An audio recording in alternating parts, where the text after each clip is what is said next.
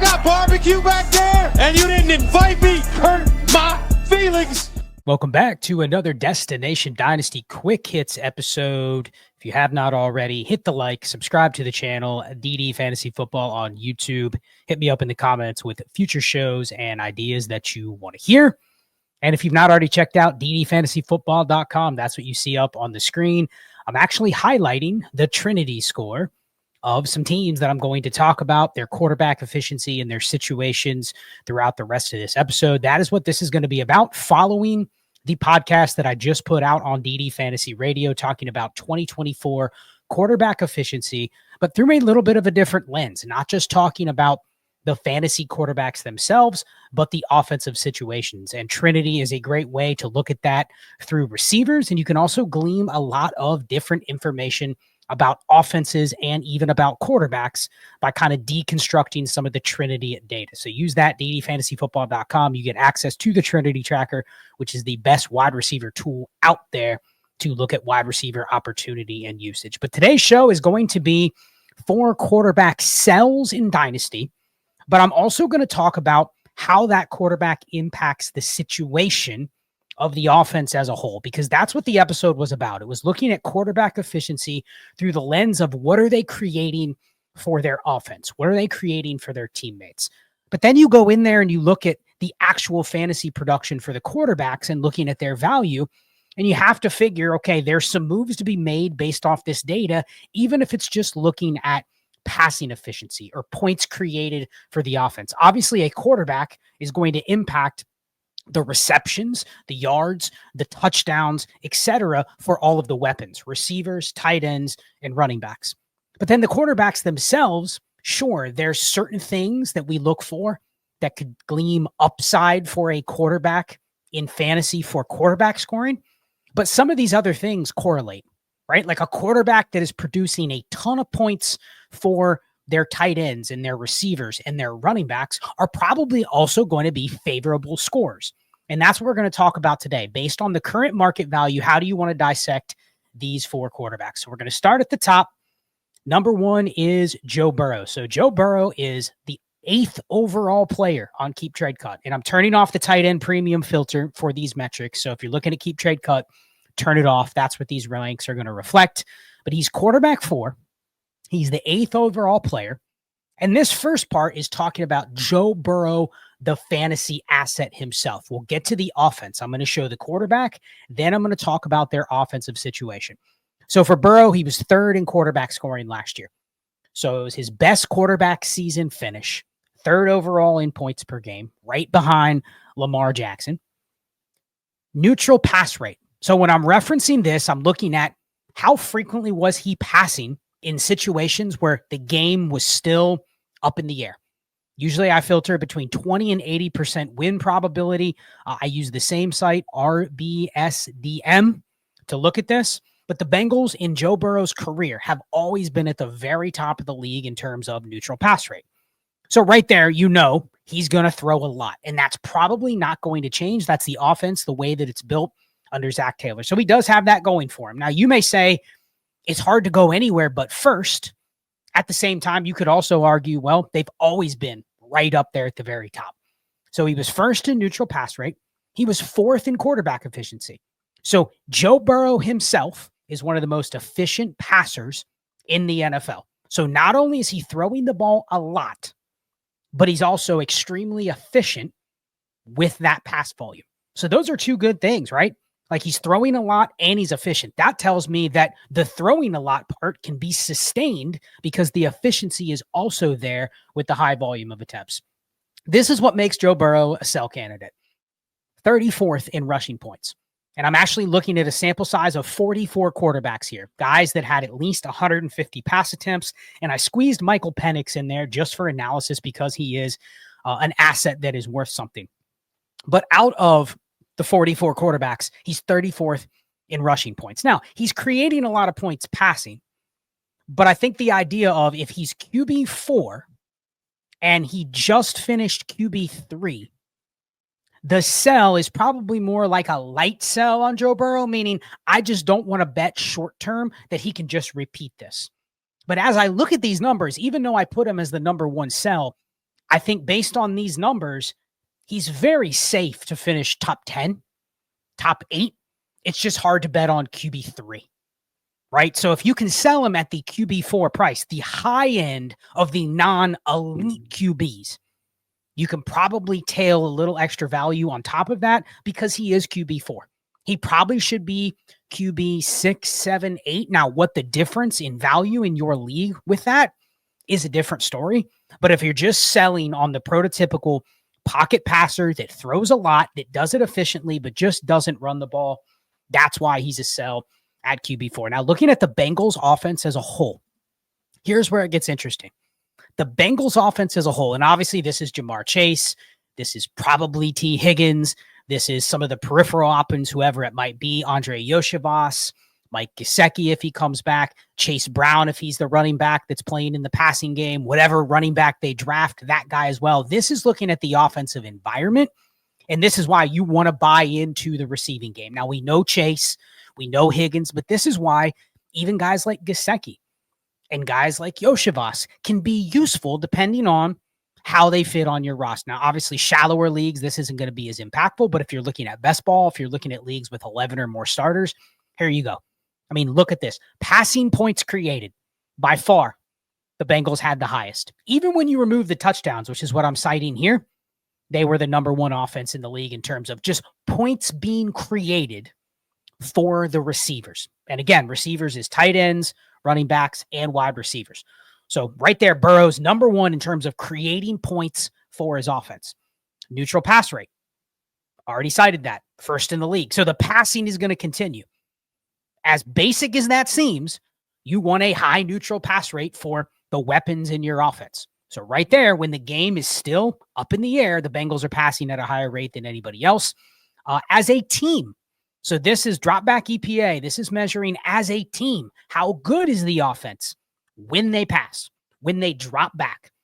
Not overall, because there's a lot of teams that have a high EPA per play, but then you look at which teams are those, and a lot of them are the ones that have great running games.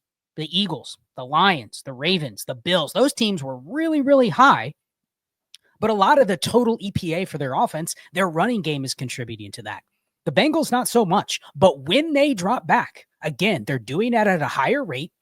When they drop back, their offense is still the 7th best passing offense. And that's really without a good running game. What makes a lot of the other running games that I'm not showing here is they have, or what makes a lot of the passing games is they have good running games. Here, the Bengals kind of do it by themselves, and they still are a top 7 passing offense. And then play rate. I think this is one of the things where you could see this even uptick a little bit. They've actually been higher than this in the past, but this is just plays per game. How many are they running? And I would argue that some of that has to do, if you look at some correlation with play rate on offense and defense, it has to do with the Bengals defense was on the field more than they probably would have wanted. So right there, the Bengals offense as a whole is still a buy. Even if Higgins leaves, I'm still interested in whoever they put in his place.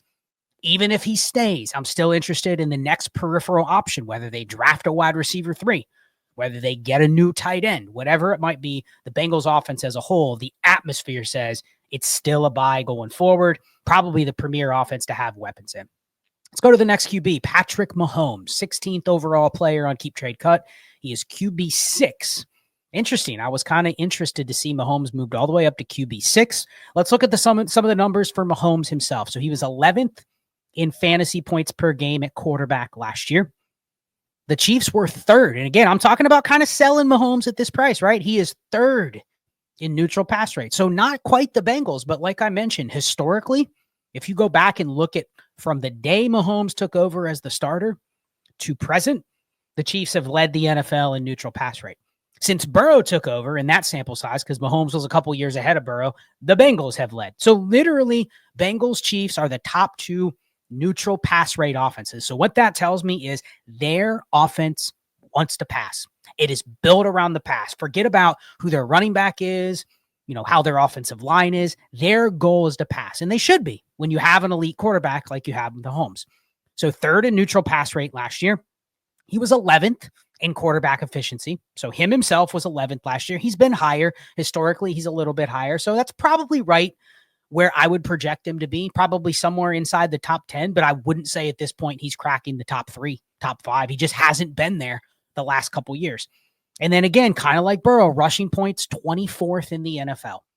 So again, a soft sell on Mahomes. Like you may say, man, if I have Burrow or Mahomes, I don't want to sell these guys. Obviously, the move isn't just to sell them for draft picks. It's to look at somebody that maybe you can get a tier down and get somebody that can do a lot of these same things and get another asset. So you have to know the market in your league. But the reason is both of these guys kind of fit the mold of they're relying a little bit more on passing rate. They're relying a little bit more on passing efficiency, and they just don't have the ceiling that I'm willing just to bet on at their current price. Maybe Mahomes a little more than Burrow if I can get him cheaper. Like I wouldn't hate going from Burrow to Mahomes plus and then Mahomes to another QB plus. So there's level to these kind of things. Let's look at the Chiefs as a whole on offense. So the Chiefs, again, an offense that for a lot of the same reasons you want to buy. Passing points created last year, they were still 11th, meaning the environment that they are in is creating fantasy points for the rest of the passing game weapons. Kelsey retires. Maybe that changes a little bit. But again, that just means there's probably more opportunity to either bet on Rashee Rice at his price or Xavier Worthy at his price or another weapon that they potentially bring in. But it's an offense that you still want to get pieces of. And when I say pieces, I'm probably thinking 3 or 4 players deep. It's like Chase and Higgins, obviously. Worthy and Rashee Rice, obviously. But both of these offenses probably have room for multiple other options. You just have to know if those options are viable in your given league. 3rd in neutral pass rate, I already mentioned that. 9th, when they drop back and pass. So a lot like the Bengals, when they are passing at a high rate, they are still doing it extremely effectively. And that's, again, if you look at these data points, you will see where there's some teams that have really good running games. Their passing games are average, but their overall EPA is high. And a lot of it has to do with the rate that they're running versus passing and the quality of each one of those components of their offense. And then play rate. The Chiefs were actually 8th in plays per game. So they're running enough plays per game as well to make it so that the offense is just sustainable for weapons. So there's probably room to buy some Chiefs weapons, whether it's the current guys at the current market or some new players that pop in there over the next couple months. Next, quarterback sell. People aren't going to like this one, but Drake Maye, all the way up to QB 8. And I could go into a 5-minute diatribe on why Drake Maye is QB 8. I think it has to do with likability. People like him. I think it has to do with the fact that his expectations were lower than those of Caleb Williams, lower than those of even Jaden Daniels. Simply because people acknowledged that the Patriots situation was terrible. They had a coach that got fired. They had no weapons that people liked. So it's just Drake Maye just didn't have to look awful. And people were going to vault him up. And have they vaulted him up? The 20th overall player, quarterback 8 in the QB ranks. Let's look at what he did last year. Now, caveat, they obviously have a new coach. But I'm going to give some data on that coach when he was in Tennessee. And you're going to go, you know what? I don't know if I even want to consider Drake Maye at this current price. So here it is. He was 25th in points per game at quarterback last year. Okay, he was a rookie. I'll give him a pass. They were 16th in neutral pass rate. That would look promising until you look at what the Titans did when Mike Vrabel was their coach. 32nd in neutral pass rate. Woefully bad. A 45.3% neutral pass rate. So to think they're going to come in and even run their offense anywhere close to what some of the elite passing games, like I've already talked about with Cincinnati and with Kansas City, it's going to be the opposite. I mean, you can probably go back and look at some of the numbers for the Titans pass offenses when they were at their peak. And I don't want to say that's the peak for Drake Maye, but those offenses were really good. But what they weren't really good for was the individual players absolutely smashing. It was an efficient offense, but it wasn't necessarily one where you go, wow, their QB is automatically going to be QB 5, QB 6. And then we'll get to the weapons in a second. 24th last year in passing efficiency. Again, these are rookie numbers for Drake Maye. I'll give him a little bit of a pass. Now, I will say there have been many QBs that have had better numbers than this. So yes, he was a rookie, But I don't look at this number and say, well, Drake Maye is a really efficient rookie QB that's just going to be able to deliver the ball to a team that needs weapons, right? Like, do we want the weapons with Drake Maye? That's what this number speaks to, is how efficient is he at passing the ball? 24th is a little concerning. There's been some rookies that have been better. There's been some that have been way worse, but it doesn't blow me away. It doesn't go, wow, this guy, as soon as he gets weapons, he's going to smash with them. Now, the rushing points. He was 8th in rushing points. That is why Drake Maye is QB8 overall. People see the rushing upside and they see, well, he rushed. That's how he scored a high percentage of his points last year. He's going to continue to do that, but then everything else around him is going to get better. And he's going to be able to also deliver as a passer. We will see, but I'm a little skeptical. That's why I'm willing to sell at the QB8 price. Let's look at the Patriots as a whole. I have to put the Patriots offense as a sell. If you look at Drake Maye last year, he was 37th in passing points created. So not great if you're just looking at how they created points or how he created points at quarterback. Okay. Now, again, I can forgive that with the new offense, but then you look at some of the other things as a whole. When they were passing the ball, they were 27th in dropback EPA. Now, if you go look at the Titans from 2018 to 2023, you'll see this number come up. Not a ton, but higher than this. So that would be the argument for the Patriots offense with Mike Vrabel. The same thing I talked about with maybe selling Drake Maye for the pass rate. The efficiency should come up because that's the whole point of passing at a low rate. That's exactly what they tried to do in Tennessee, was basically pass at a low rate and get max efficiency with those attempts. They were 26th in plays per game. They were low in Tennessee as well. So again, I'm selling on the Patriots offense because they're probably going to get a weapon or two or even three that people like. I just question, based on what I'm seeing here, if we're willing to bet on the weapons on the Patriots going forward. Now, it obviously depends on price, but the offensive environment here is not going to scream to me as one that I just have to buy into. Go back and look at the Tennessee Titans offense. Anybody that played Dynasty or played Fantasy during the Tannehill, A.J. Brown, Derrick Henry, Corey Davis prime, the one thing it was a little frustrating for Fantasy. It was a good team with efficient offenses, but you didn't look at it and go, man, I'm starting the running back, the quarterback, and at least two receivers and maybe a tight end or a wide receiver 3 every week. In fact, it was the opposite. In fact, it was A.J. Brown would be the best receiver in the league, but he's got to get the hell out of Tennessee because they just don't create an offensive environment that's worth buying into. So I'm skeptical on the Patriots as well. And then the last one is Jordan Love. Anybody that listened to the podcast, I didn't have a lot of good things to say about Jordan Love, and that's because looking at last year, he was QB 17 in points per game, so much lower than people thought he would be. All right, this is where it gets bad. It's not just Jordan Love was bad, and he was 10th in passing efficiency, so I'll give him that. But he did that on the lowest neutral pass rate. So I was just talking about the Titans under Mike Vrabel. That's exactly what the Packers were last year. They were the team that passed it at the lowest rate in the NFL. Woefully low, like 3 percentage points lower than everybody else. And I have my own hypotheses as to why that's true.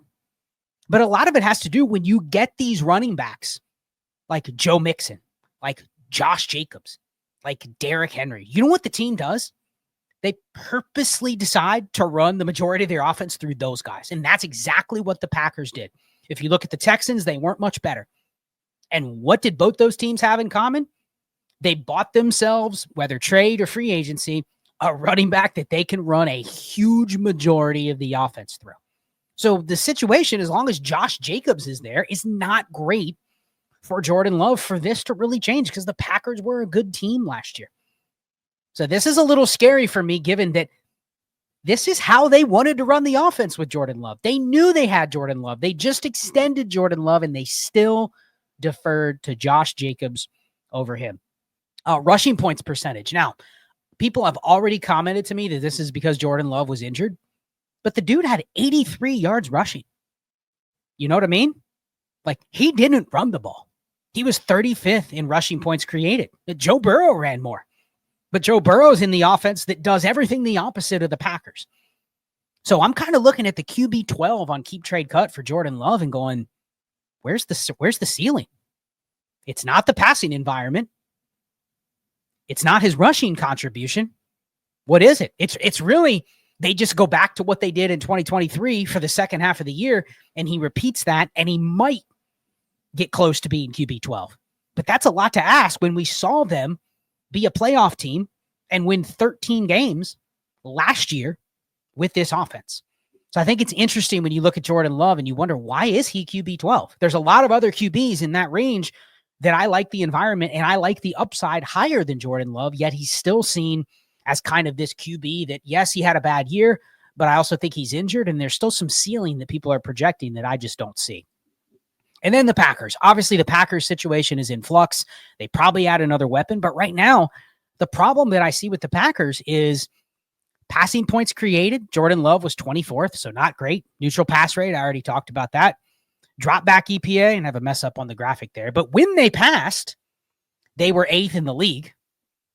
But again, they did it at the 32nd highest rate. So that's on purpose. To maintain that drop back EPA at 8th, maybe they can increase the passing rate a little bit. But that's it. And I think with looking at, where they're headed next year with Josh Jacobs, I just don't see a lot of that changing. And then finally, the play rate. I don't have the graphic right, but the play rate on here for Jordan Love, that's what should be in there. The play rate for the Packers last year ranked 27th. So again, plays per game was low. Or no, it was 25th. I just didn't change the specifics. So it is play rate 25th for Jordan Love and the Packers last year. So for the weapons, the fact that they already have Romeo Doubs, they have Jaden Reed, they have Tucker Kraft, is there room for another one? I see a lot of mock drafts that are mocking the Packers taking a first-round receiver, but I've said in every mock that we've done that this is not necessarily an environment that I want Emeka Egbuka to go to or Luther Burden to go to. I don't want to see that. I actually don't want that landing spot to be the case for any of those guys with Green Bay. So the Packers offense as a whole is a sell. Hopefully you enjoyed this. Again, check out everything over on DD Fantasy. Here's the Trinity tool one more time, ddfantasyfootball.com. I put all of the receivers from last year. So you can literally go through and you can look at these 4 receivers using the Trinity tracker, plug in Cincinnati, Kansas City, Green Bay, and New England. You can look at the usage for all of them last year. And what are your takeaways? Comment in the chat. Put your comments in there on your takeaways on these. Am I off base? Is there some meat on the bone with some of these offenses that I'm not accounting for? So let me know. Like and subscribe to the channel. Follow other content creators on here. And we will see you next week. Be chill.